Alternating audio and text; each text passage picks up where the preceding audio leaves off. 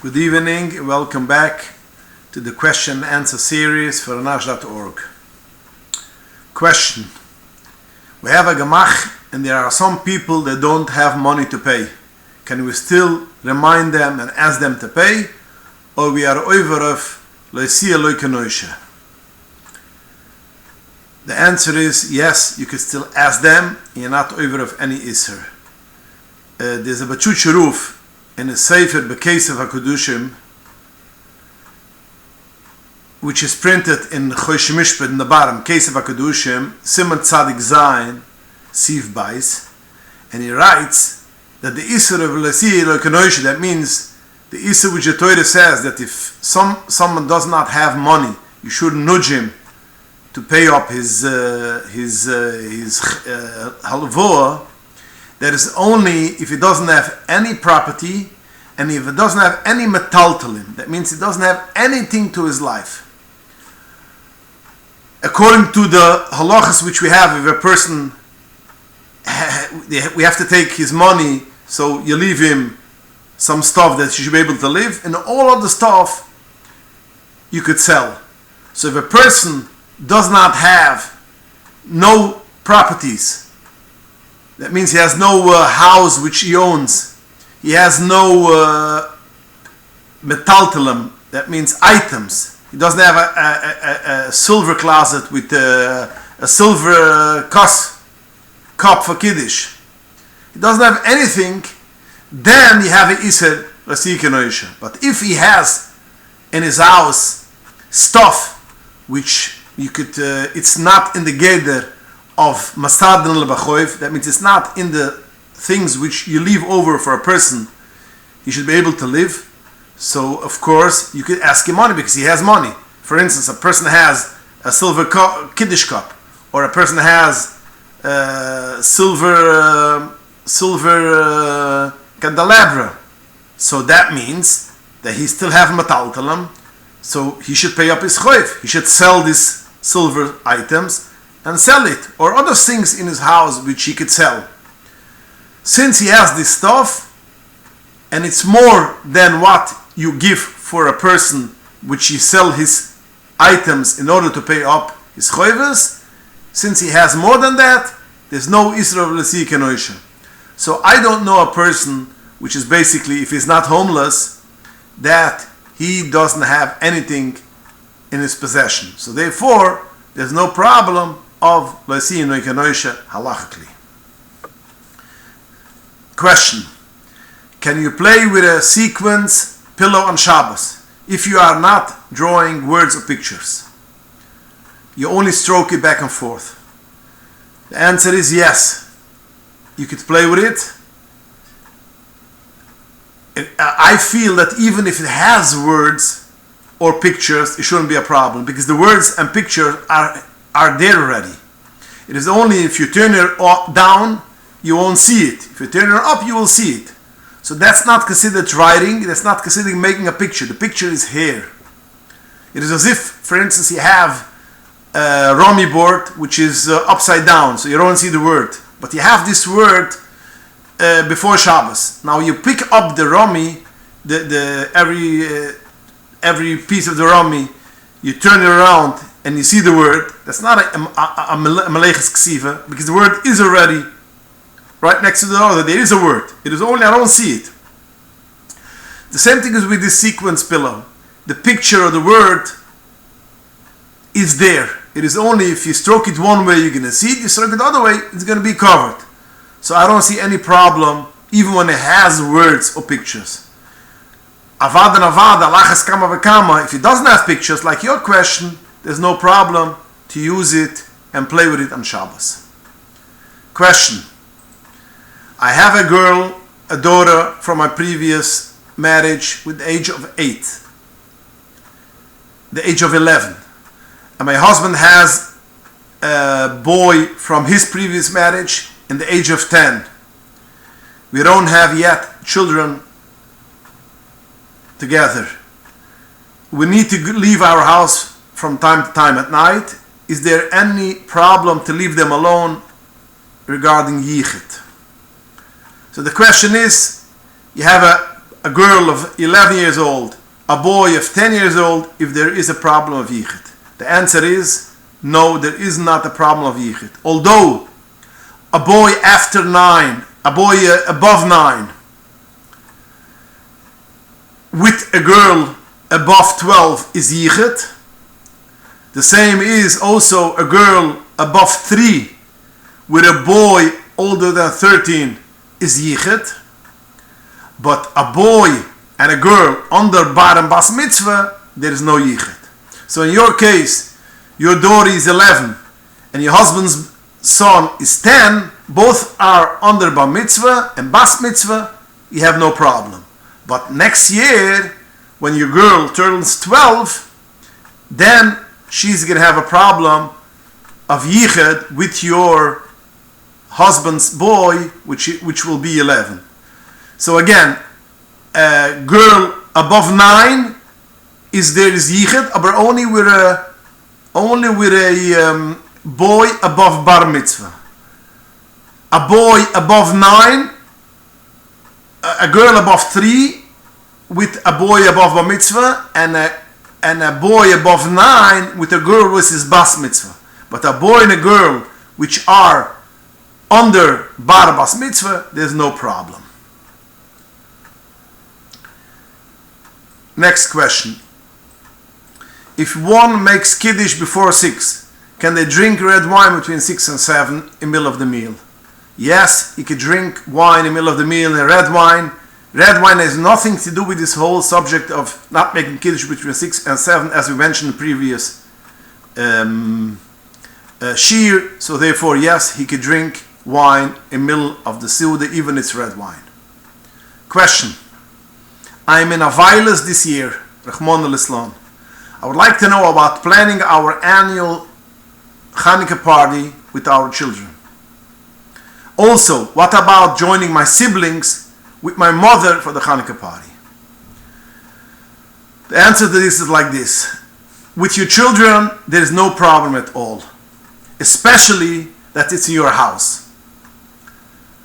So, there's no problem that you should have a Hanukkah party even if you wash, and it's a Seudah with your children. With your siblings and your mother, you can also be a makel.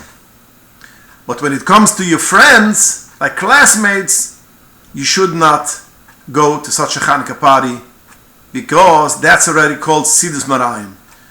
This is how the Gesher HaChaim paskens, and the Shlomo Zalman and Lichas Shlomo party Yid Zayin Sifid Gimel. So basically, with your children, there's no problem at all, especially it's in your house. Even with your siblings and your mother in your mother's house, you could be Michael, but not with your classmates or friends. Question. Bread that is made from sprouted grain flour. Is it hamoitzi? And is it chai bafrushas challah? The answer is yes, it's a moitzi like regular bread, and it's chi bafrushas challah. Even if you don't add any non-sprouted spelt flour, it's still hamoitzi, and it's mechiv bafrushas challah.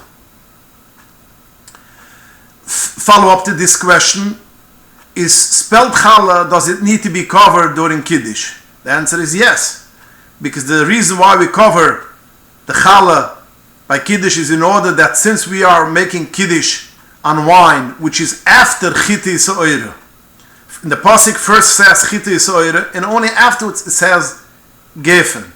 So we had to first eat the challah, which is Chita or Soira, and we make Kiddish first. So therefore we cover the challah that the shloyira pas boishtu, that so to speak, the bread, the challah should not get salted, that we take wine which says in the Torah after Chita Yisrael, and we make Kiddush on it and not on the challah. So therefore, the same will go to spelled grain, is also a part of Chita Yisrael. Depends which category it is, but it's still a part of Chita Yisrael. So therefore, yes, you have to cover the challah, even for spelled challah. Follow-up question to last week. Last week, he spoke about a person having coffee and mazoinas, and they got up and left the table without saying the bracha. The question is, we mentioned that legaba mazoinas, it's not a hefsek, and he can eat without a bracha, making a boy bin mazoinas again. Legaba, regarding the coffee, he has to make a bracha again. So the question is, if regarding the mazoinas, it's still considered a part of his suda, why legaba regarding the coffee, it's not considered a part of the suda? Why doesn't the coffee get connected, so to speak, to the mazoinas? And the answer is, since you have to make separate brachas, when you drink a coffee and you eat cake, you make a bracha on the mazoinas, and you have to make a separate bracha on the coffee, so none is bottled to each other. Everything is a ikir for itself. Therefore, you make a bracha for itself. So therefore, the halachas go everything according to itself. Like Abba Mazoinas, you don't have to make again a bracha, which is not considered hefsek besuda. Like Abba the coffee, it is considered hefsek besuda. This is how the Beretziner Ruf paskens in the Madrach Hakashas. Question: can a woman get a manicure on Rosh Chodesh? The answer is no. We know that according to Rabbi Chassid, which is brought down in Halacha, we own cut nails on Rosh Chodesh, and that goes for women too. So therefore, she could not make a manicure on Rosh Chodesh. Question regarding last week's question about mezoinas. So the question is, what if someone went from one place to another place in the middle of eating? Do they make a no bracha? That means a little bit different than last week's question. Last week's question is they go to a different room and they come back. Now the question is, a person eats in one room and he goes to another room. If he wants to eat in the second room, if he needs to make a bracha again. So the answer to this is, if he had in mind when he started to eat that he wants to move in the middle of the Suda to a different room, he does not need to make again a bracha rishoina, because he had it in mind. If he did not have it in mind, he should not move out of this room before he makes alamichyu, and then when he goes to the other room, he should make a new bracha rishoina. But he should not go out from this room to the other room, because he's going into problems of halachadige problems, and therefore he should not leave this room before making alamichyu, since he did not have in mind to go from one room to the other room. Question: what do you say about those front-laced sheitlech halachically?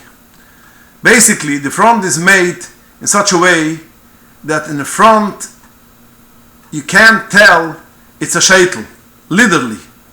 It looks like it's your own hair. I did have an experience with one of a very young woman, who until I saw her wedding band, I couldn't tell she was wearing a sheitel. So the question is, what is halachically? Now, this question I got a couple of weeks ago already, and I was debating when to address it and how to address it, and to delve into it a little bit more. But it happens to be that the last 2 weeks I got 2 more letters or questions from women which told me the same thing. They had such a story.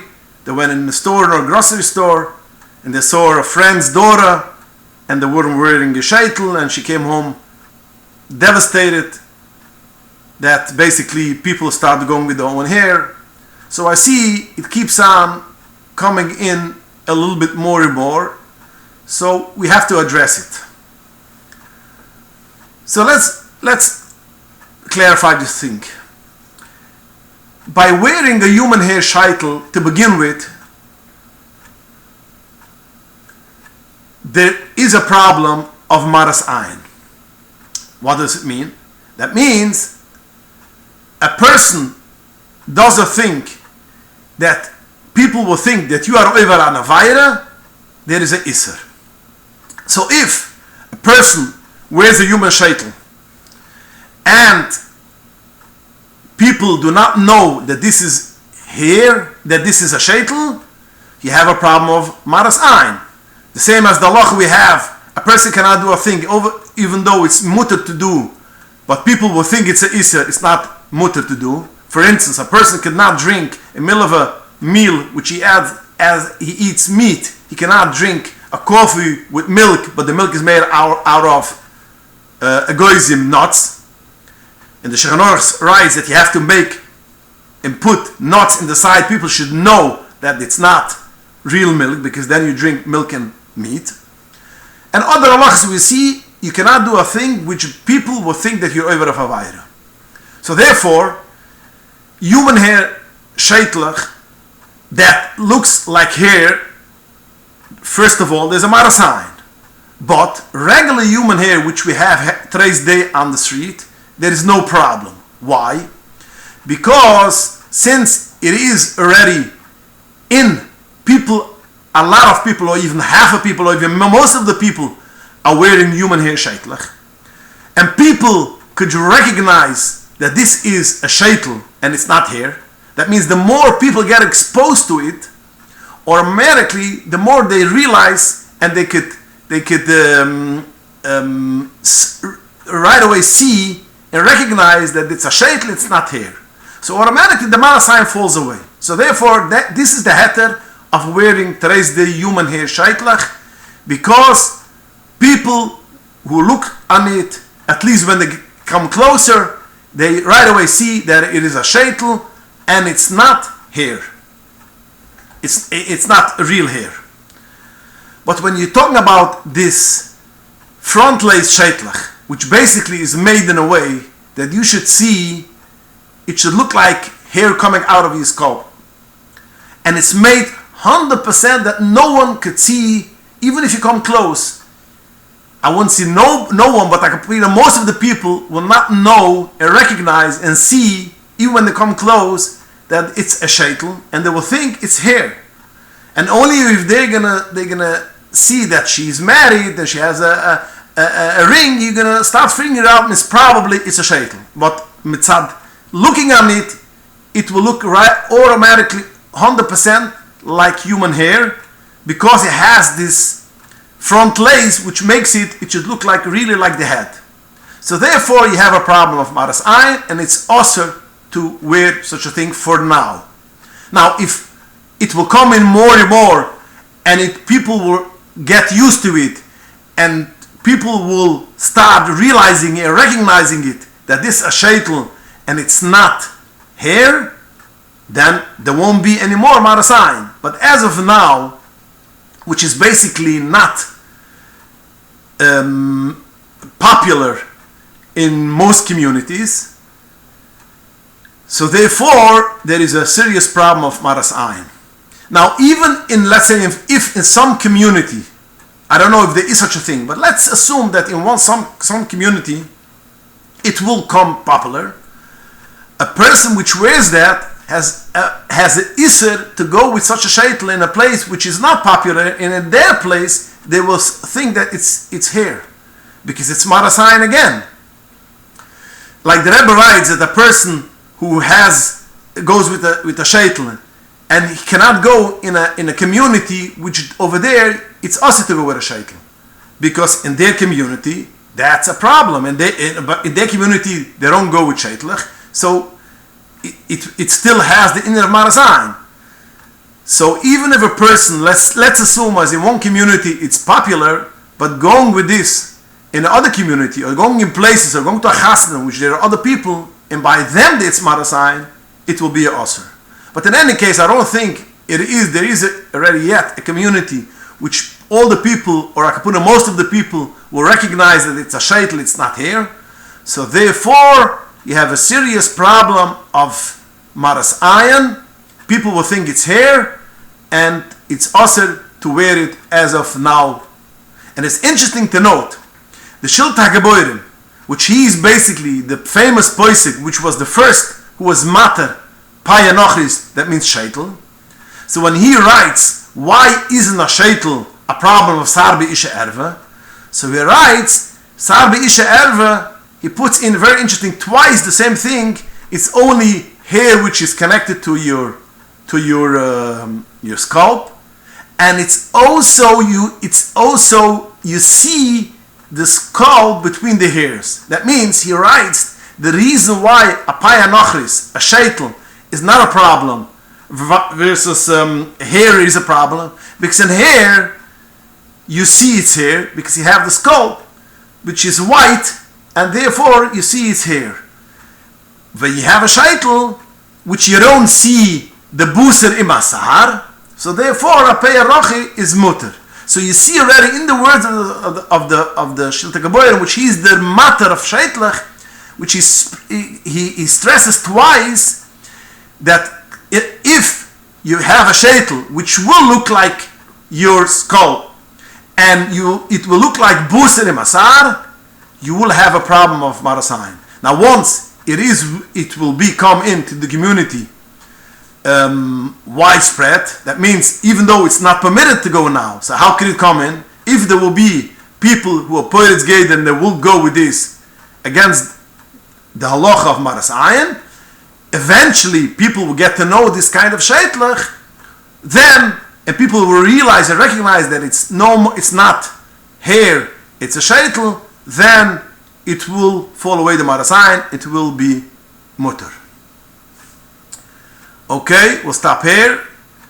Thanks for joining us, and hopefully we'll see you again next week. And please join us with your shilas at inbox at Anash.org. Thank you, good night, and have a wonderful week.